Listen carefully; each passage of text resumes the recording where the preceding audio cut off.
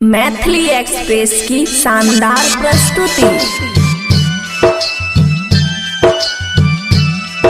रोई रोई के कहे जिया बाबा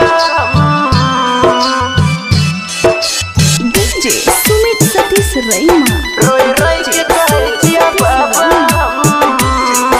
खुशी रिकॉर्डिंग स्टूडियो बलुआहा।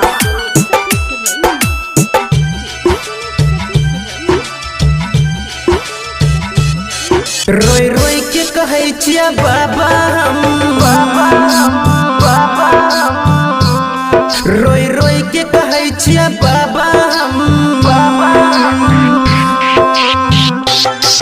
दूर रहल जाय छा ओकरो से किया जरै छा जाने के भाई हमरो से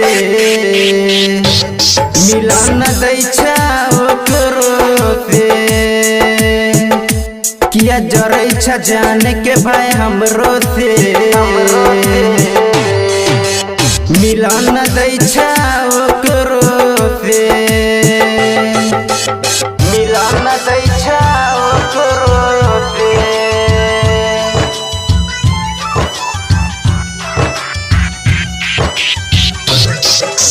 DJ Sumit Satish रैमा। DJ Sumit Satish रैमा। DJ Sumit Satish रैमा। खुशी रिकॉर्डिंग स्टूडियो बलुआहा। सच्चा प्यार करे छिया ओकरे से किया लड़ै छ गौआ हमरो से सच्चा प्यार करे छिया ओकरे से किया लड़ै छ गौआ हमरो से मन करे छ मर जइबा कट के ट्रेन से किया जरै छ जान के भाई हमरो से किया जरै छ जान के भाई हमरो से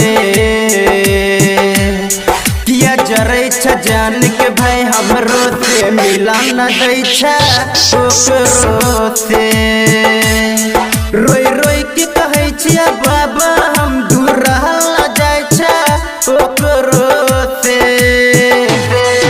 किया जरै छ जान के भाई हमरो से किया जरै छ जान के भाई हमरो से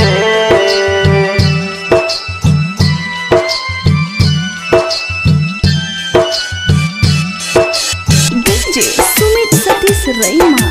DJ Sumit Satish रैमा। DJ Sumit Satish रैमा। DJ Sumit Satish रैमा। खुशी रिकॉर्डिंग स्टूडियो बलुआहा। जब तोहरा चरण में अलिया हम जल्दी किया न करे छैन सब हमर